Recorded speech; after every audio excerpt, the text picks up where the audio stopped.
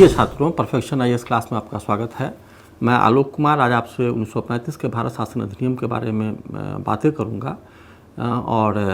इसके द्वारा हम लोग भारत शासन अधिनियम 1935 के प्रावधानों को जानने का प्रयास करेंगे। जैसा कि आपको पता ही है कि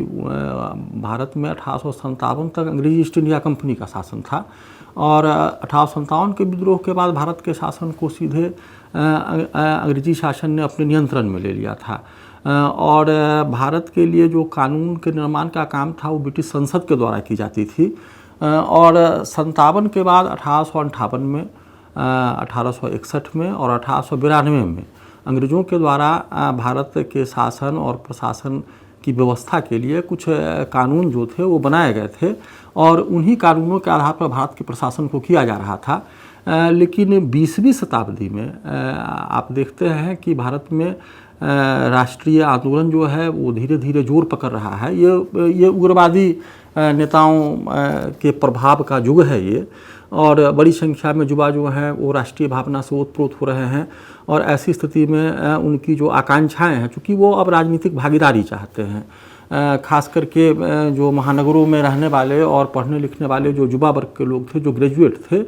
तो उनको राजनीतिक भागीदारी चाहिए था, सत्ता में भागीदारी चाहिए था। और ऐसी स्थिति में अंग्रेजी सरकार ने शासन के स्वरूप को बदलने का निश्चय किया। अब तक शासन का स्वरूप जो था वो बिल्कुल अनुत्तरदायी शासन का था, लेकिन अब सरकार ने ऐसा दावा किया कि वो धीरे धीरे उत्तरदायी शासन की दिशा में बढ़ेगी और इसी क्रम में अंग्रेजी सरकार ने 1909 में मॉडले मिंटो रिफॉर्म एक्ट को पारित किया। लेकिन मॉडले मिंटो रिफॉर्म एक्ट जो था वो भारतीय लोगों की उम्मीदों पर खरा नहीं उतरा, चूँकि मॉडले मिंटो रिफॉर्म एक्ट में कई परेशानियां थी। इसमें सबसे बड़ी परेशानी तो ये थी कि एक तो है कि 1909 के मॉडले मिंटो रिफॉर्म एक्ट के द्वारा भारत में चुनाव प्रणाली की शुरुआत की गई। मतलब कि भारत में जो वोटिंग है, प्रतिनिधियों को चुनने के लिए जो वोटिंग की जो परंपरा है, तो इसकी शुरुआत जो है 1909 के मॉडले मिंटो रिफॉर्म एक्ट के द्वारा हुई है। यहाँ चुनाव प्रणाली की शुरुआत होती है। लेकिन दिक्कत ये था कि ये जो चुनाव थे, यहाँ जिन लोगों को मताधिकार मिला हुआ था, तो एक तो मताधिकार बहुत ही सीमित था, दूसरी बात थी कि मताधिकार जो था वो भेदभावपूर्ण था। भेदभावपूर्ण कहने का मतलब है कि कई मताधिकार के लिए कई प्रांतों में शैक्षणिक योग्यता को या फिर वो कितना कर राज्य को देते हैं, इसको आधार बनाया गया था। और दूसरी बात यह भी थी कि 1909 के भारत शासन अधिनियम के द्वारा सांप्रदायिक निर्वाचन प्रणाली की शुरुआत की गई, जिसके बड़े ही घातक परिणाम हुए। और बाद में जब आप इतिहास को पढ़ेंगे तो ये जो सिद्धांत है जो आगे बढ़ के द्विराष्ट्र के सिद्धांत के रूप में परिवर्तित होता है, तो इस तरह से 1909 का अधिनियम जो था वो बिल्कुल भारतीयों को संतुष्ट नहीं कर सका था। और चूँकि प्रथम विश्व युद्ध में भारतीयों ने अंग्रेजी सरकार की भरपूर मदद की थी और अंग्रेजी सरकार से वो उम्मीद करते थे कि अंग्रेजी सरकार जो है उनकी मांगों को मानेगी और भारत में उत्तरदायी शासन की स्थापना की जाएगी। उस समय कांग्रेस का लक्ष्य भी औपनिवेशिक स्वशासन की प्राप्ति था। तो ऐसी स्थिति में 1919 का जो भारत शासन अधिनियम है उसको लेकर के भारतीय जो थे बड़े ही आशान्वित थे। लेकिन 1919 का भारत शासन अधिनियम जो है भारतीयों की अपेक्षाओं पर बिल्कुल ही खरा नहीं उतरा। और जहाँ तक उत्तरदायी शासन की दिशा में बढ़ने का सवाल है, तो प्रांतों में द्वैध शासन व्यवस्था, प्रांतों में है ना, द्वैध शासन की व्यवस्था कायम की गई और प्रांतों में जो ये द्वैध शासन व्यवस्था था, तो इसका परिणाम ये हुआ कि मंत्रियों को पद तो मिले, है ना, लेकिन मंत्रियों ने जैसे ही जन कल्याणकारी कार्यों को करना शुरू किया तो गवर्नर ने उनके सलाह को मानने से मना किया और उनकी एक न चली। तो इस तरह से ये द्वैध शासन जो व्यवस्था था वो बिल्कुल ही अव्यावहारिक था और इससे किसी का कोई फ़ायदा होने वाला नहीं था। तो फिर ऐसी ही परिस्थिति में आप देखते हैं कि फिर सरकार के द्वारा साइमन कमीशन के गठन की घोषणा की जाती है और फिर साइमन की अनुशंसाओं के आधार पर आप देखते हैं कि अंग्रेजी सरकार के द्वारा 3 गोलमेज सम्मेलनों का आयोजन किया जाता है और फिर उस गोलमेज सम्मेलनों के जो निर्णय थे उसको श्वेत पत्र का रूप दिया जाता है, जिसमें 2 बातें बिल्कुल 2 बातों की अनुशंसा की जाती है। पहली बात है कि प्रांतों में उत्तरदायी शासन की स्थापना की जाए और केंद्र में आंशिक उत्तरदायी शासन की स्थापना की अनुशंसाएं जो है इसमें इस श्वेत पत्र में की गई थी और इसी के आधार पर 1935 का भारत शासन अधिनियम जो है वो तैयार हुआ है। तो ये तो हमने भारत शासन अधिनियम से पहले की जो पृष्ठभूमि है उसको हमने बतलाने का प्रयास किया और हमने आपको बताया कि किस तरह से अंग्रेजी शासनकाल में यहाँ संवैधानिक संस्थाओं का विकास हुआ है, किस तरह से शासन प्रशासन में परिवर्तन किए गए हैं, इसकी चर्चा संक्षेप में अभी की गई है और अगर आप गौर से इसको सुनेंगे तो निश्चित तौर पर आप फायदे में रहेंगे। इसके अब हम चर्चा करनी है हमको 1935 के भारत शासन अधिनियम की मुख्य अनुशंसाएँ क्या है, मुख्य विशेषताएँ क्या है। तो सबसे पहली बात तो यह है कि 1935 का भारत शासन अधिनियम जो है उस पर यह आरोप लगता है कि यह बड़ा ही लंबा और जटिल अधिनियम है। लंबा और जटिल कहने का मतलब है कि भारत शासन 1935 के भारत शासन अधिनियम में कुल 451 धाराएं हैं और 15 परिशिष्ट हैं इसमें। तो इस तरह से इस 1935 के भारत शासन अधिनियम को काफ़ी विस्तृत और जटिल संविधान का नाम दिया गया है और ये आरोप जो है ये बिल्कुल जो है वो सही भी है एक अर्थ में, लेकिन दूसरी बात ये है कि आप समझें इस बात को कि एक तरफ भारतीय जो थे वो अधिक से अधिक अधिकार पाना चाहते थे, वहीं दूसरी ओर अंग्रेजी सरकार जो थी कम से कम अधिकार देना चाहती थी और इन दोनों ही पक्षों के बीच का जो द्वंद्व है ना, तो इसी के चलते ये जो संविधान था ये काफ़ी विस्तृत था, जिसमें हर धारा की बिल्कुल स्पष्टता से व्याख्या करने का प्रयास किया गया था जिससे कि कोई उलझाव न रह जाए। दूसरी बात यह है कि 1935 के भारत शासन अधिनियम में कोई प्रस्तावना नहीं था और इसीलिए ब्रिटिश संसद के कई सदस्यों ने इस अधिनियम की आलोचना की थी और प्रस्तावना होने का मतलब ये था कि अगर अधिनियम में प्रस्तावना है तो इससे पता चलता है कि अधिनियम का ध्येय क्या है, अधिनियम किन लक्ष्यों को पाना चाहता है और लेकिन ऐसी स्थिति में जब अंग्रेजी सरकार का ध्यान इस पर आकर्षित हुआ तो उसने 1919 के भारत शासन अधिनियम की प्रस्तावना को ही इसमें क्या किया कि इसमें ऐड किया, उसमें शामिल कर दिया और 1919 के भारत शासन अधिनियम की जो प्रस्तावना थी उसमें कहा गया था कि अंग्रेजों का लक्ष्य भारत में क्रमिक तौर पर सुशासन की स्थापना करना है। तो इस तरीके से आपने देखा कि 1935 के भारत शासन अधिनियम का पहली विशेषता यह है कि ये बड़ा ही विस्तृत और जटिल अधिनियम है और इसमें कुल मिलाकर के 451 धाराएं और 15 परिशिष्ट हैं। और दूसरी बात हमने बताई कि 1935 के अधिनियम में कोई प्रस्तावना नहीं था और जब अंग्रेजी सरकार का ध्यान इसकी ओर आकर्षित किया गया तो उन्होंने 1919 के प्रस्तावना को ही इसमें जोड़ने का काम किया। तीसरी बात है 1935 के भारत शासन अधिनियम के द्वारा भारत में संघीय व्यवस्था की स्थापना है ना, अखिल भारतीय संघ की स्थापना की अनुशंसा की गई और राष्ट्रवादियों का भी ऐसा सोचना था कि भारत का जो भौगोलिक क्षेत्रफल है चूँकि 1947 के पहले भारत जो था वो 2 हिस्सों में बटा हुआ था, एक तरफ तो ब्रिटिश शासित प्रांतें थी और दूसरी ओर बड़ी संख्या में देशी रियासतें भी भारत में एग्जिस्ट करती थी। तो ऐसी स्थिति में जिस अखिल भारतीय संघ के निर्माण की बात कही गई थी उसमें कहा गया था कि जिस संघ का निर्माण होगा उसमें ब्रिटिश भारत के सभी प्रांतों और देशी रियासतों को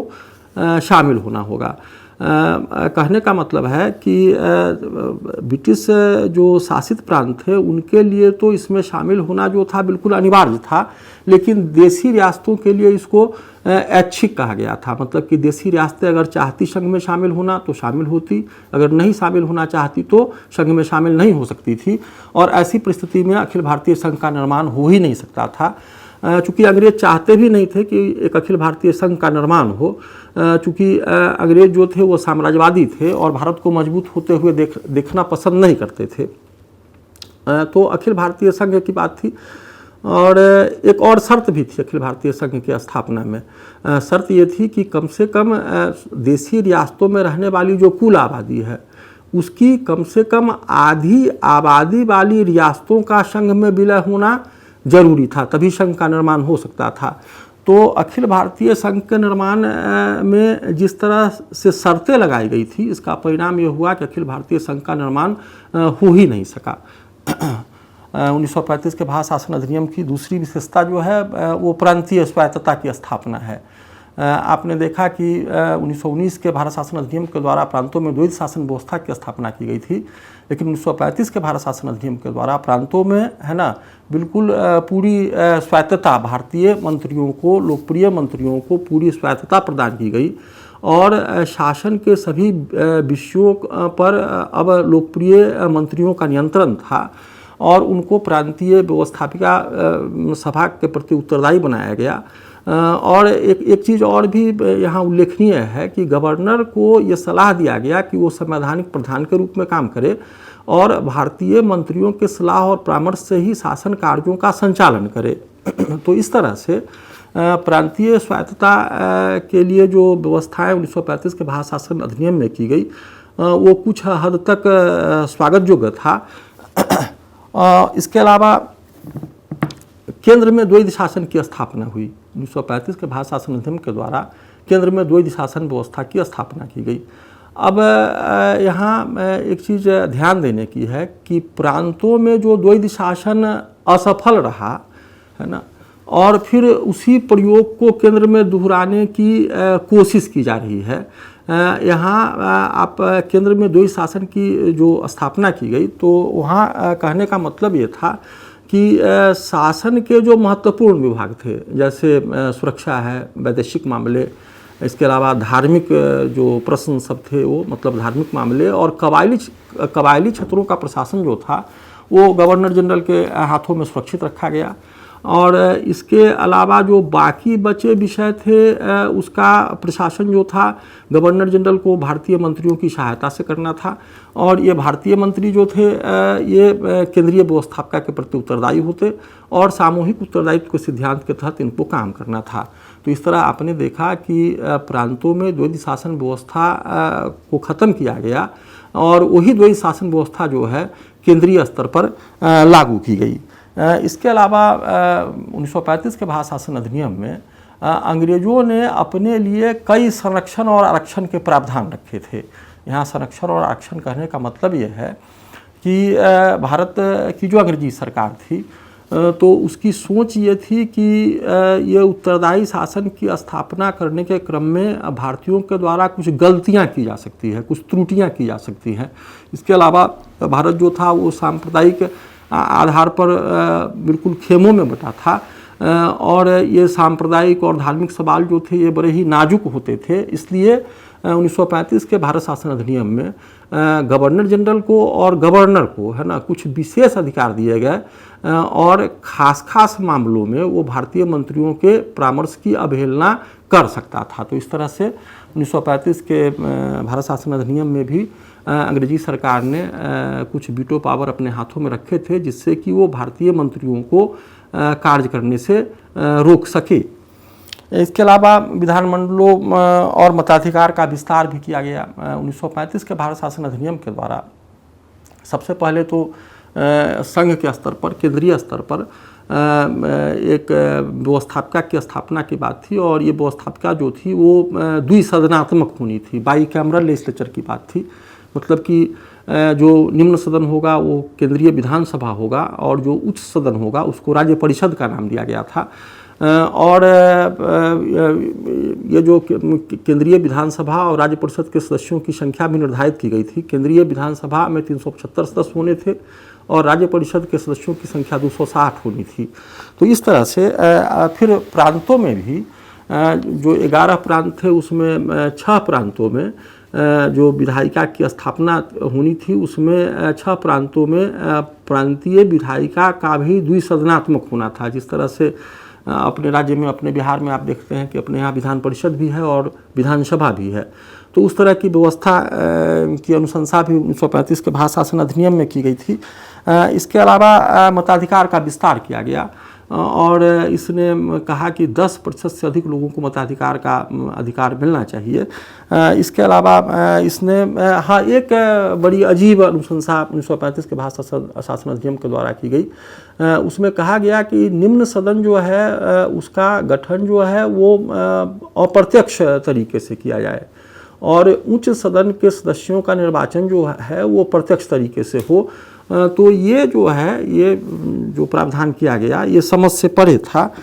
इसके अलावा 1935 के भारत शासन अधिनियम के द्वारा चूँकि संघीय व्यवस्था की स्थापना की बात थी तो फिर आप जानते हैं कि संघीय सरकार जो है वहाँ शासन के कम से कम 2 स्तर होते हैं और ऐसी स्थिति में शासन के शक्तियों का बंटवारा जो है वो ज़रूरी है, चूँकि दोनों ही सरकार जो है एक ही जनता पर शासन करती है। तो ऐसी स्थिति में शक्ति का बंटवारा जो था उसकी व्यवस्था भी की गई 1935 के भारत शासन अधिनियम में और शासन की शक्तियों को 3 सूचियों में विभक्त किया गया, बांटा गया, संघीय सूची, राज्य सूची और समवर्ती सूची में। संघीय सूची में कुल मिलाकर के 59 विषयों को शामिल किया गया और ये विषय जो थे ये अखिल भारतीय महत्व के विषय थे। उसी तरह से राज्य सूची में 54 विषयों को शामिल किया गया था और ये 54 विषय जो थे ये जनता से ज़्यादा जुड़े हुए और लोक कल्याणकारी विषय थे। इसके अलावा समवर्ती सूची में भी 36 विषयों को शामिल किया गया था और अवशिष्ट शक्तियाँ जो थी वो गवर्नर जनरल के हाथों में सौंपी गई थी। तो इस तरह से 1935 के भारत शासन अधिनियम के द्वारा चूँकि एक संघीय शासन व्यवस्था की परिकल्पना की गई थी, इसमें यह बात अलग है कि संघ का निर्माण नहीं हो सका, चूँकि इसने जिस तरह की शर्तें रखी थी तो उस तरह की शर्तों में संघ का निर्माण जो था वो बड़ा मुश्किल था, चूँकि देशी रियासत जो थे बड़ी आसानी से संघ में शामिल होने को तैयार नहीं होते और अंग्रेज़ों के द्वारा थोड़ा उनको उकसाया भी जा रहा था, थोड़ा भड़काया भी जा रहा था। और फिर आपने देखा भी है आज़ादी के बाद सरदार वल्लभ भाई पटेल के नेतृत्व में देशी रियासतों का जो विलय हुआ है तो ये विलय जो था ये बहुत आसान नहीं था और सरदार वल्लभ भाई पटेल को भी विलय के दौरान कई जटिलताओं का, कई समस्याओं का सामना करना पड़ा है। इसके अलावा 1935 के भारत शासन अधिनियम में संघीय न्यायालय की व्यवस्था की बात कही गई थी। आपको याद होगा कि कंपनी के शासन के दौरान रेगुलेटिंग एक्ट के तहत भारत में एक सुप्रीम कोर्ट की स्थापना की गई थी कलकत्ता में और उस समय वो जो सुप्रीम कोर्ट था उसका जुरिस्डिक्शन जो था वो कलकत्ता शहर और फिर जो लोग उसको न्यायालय में अपना मुकदमा ले जाते वही उसका जुरिस्डिक्शन हुआ करता था। लेकिन चूँकि संघीय शासन व्यवस्था की परिकल्पना के तहत 1935 के भारत शासन अधिनियम में व्यवस्था सोची गई थी, इसलिए आपने देखा कि यहाँ एक संघीय न्यायालय की स्थापना की बात कही गई है जिसका जो क्षेत्राधिकार जो है ब्रिटिश भारत और देशी रियासत ये दोनों के दोनों इलाके जो हैं उसके क्षेत्राधिकार के अंतर्गत होंगे। इसके अलावा न्यायालय को मौलिक और अपीलीय संबंधी अधिकार भी दिए गए और सर्वोच्च न्यायालय का जो सर्वप्रमुख काम यह तय किया गया कि वो उसका पहला काम है संविधान की व्याख्या करना, कानूनों की व्याख्या करना और दूसरा काम है कि शासन की इकाइयों के बीच अगर कोई टकराहट होती है, कहने का मतलब है कि केंद्र सरकार और राज्य सरकार जो है अपने अपने क्षेत्राधिकार को लेकर के किसी मामले को लेकर के अगर उलझती है तो ऐसी स्थिति में न्याय निर्णय का कार्य जो है वो सर्वोच्च न्यायालय के द्वारा किया जाएगा। फिर इसी तरह से 1935 के भारत शासन अधिनियम में एक बात को बिल्कुल स्पष्ट करने का प्रयास किया गया कि ब्रिटिश संसद जो है वो सर्वोच्च है, मतलब कि ब्रिटिश संसद की जो सर्वोच्चता है उसको फिर से क्या कहते हैं कि उस पर मुहर लगाने का काम किया गया। कहा गया कि साहब 1935 के भारत शासन अधिनियम से ब्रिटिश संसद की सर्वोच्चता में कोई कमी नहीं आई है और यह भी स्पष्ट कर दिया गया कि इस अधिनियम की किसी भी धारा को हटाने का है ना या इसमें कुछ भी ऐड करने का पावर जो है वो ब्रिटिश संसद को है और केंद्रीय विधानसभा या प्रांतीय विधानसभाओं के द्वारा ऐसा किया जाना संभव नहीं होगा। कहने का मतलब है कि इस तरह से 1935 के भारत शासन अधिनियम ने भारतीयों को यह बताने का प्रयास किया कि आपके भविष्य का जो निर्णय है ना वो अभी भी ब्रिटिश संसद के हाथों में है और इस तरह से भारतीयों को डिमोरलाइज करने का, भारतीयों को ये बताने का कि अभी आप गुलाम हैं और आपकी जो मांग है, आज़ादी की मांग है, वो इतनी आसानी से मिलने वाली नहीं है। तो इस तरह से ये जो इस तरह का प्रावधान जो था वो चुभने वाला था। इसके अलावा 1935 के भारत शासन अधिनियम के द्वारा भारत परिषद का अंत कर दिया गया। ये भारत परिषद जो संस्था है उसके बारे में शायद आप जानते होंगे कि 1857 के विद्रोह के बाद जब अंग्रेजी शासन ने ब्रिटिश भारतीय शासन को सीधे अपने नियंत्रण में ले लिया था, तो इंग्लैंड में एक पद बनाया गया जिसको भारत मंत्री का नाम दिया गया था। और भारत मंत्री को भारत के मामले में सहायता और परामर्श देने के लिए एक भारत परिषद के गठन 15 सदस्यीय भारत परिषद का गठन किया गया था। और भारत परिषद के जो सदस्य थे तो उनके बारे में आमतौर पर यही माना जाता था कि ये सब लोग जो हैं राष्ट्रीय आंदोलन के विरोधी रुख रखने वाले लोग हैं। इसलिए भारतीय जनता जो थी भारत परिषद और भारत परिषद के सदस्यों से नफरत करती थी, घृणा करती थी। और भारतीय जनता की मांग भी थी, चूँकि भारत परिषद पर काफ़ी पैसा व्यय होता था और ये सब जो था भारतीय खजाने पर ही बोझ पड़ता था। इसलिए भारत के राष्ट्रवादियों की ये मांग भी थी कि ये बेकार की संस्था है और इस संस्था का खात्मा किया जाना जरूरी है। तो इस तरह से 1935 के भारत शासन अधिनियम में भारत परिषद का खात्मा किया गया, भारत परिषद का अंत किया गया। और भारत मंत्री की जो शक्ति थी भारत के शासन प्रशासन के संबंध में, उसमें भी थोड़ी कमी लाई गई। तो इस तरह से आपने देखा कि भारत परिषद जो था, जो भारतीयों के लिए घृणा, भारतीय जिसके प्रति घृणा प्रकट करते थे, ये भारतीयों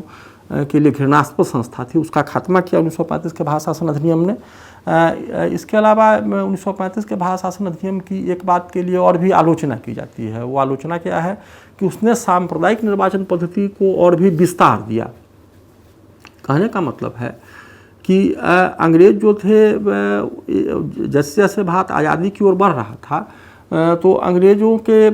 मन में एक चाल चल रही थी भारत को तोड़ने की, भारत को बांट देने की। और अंग्रेज इस अपने चाल में सफल भी रहे। आपने देखा कि 47 में देश आज़ाद भी हुआ है और देश का विभाजन भी हुआ, देश दो टुकड़ों में बटा भी है।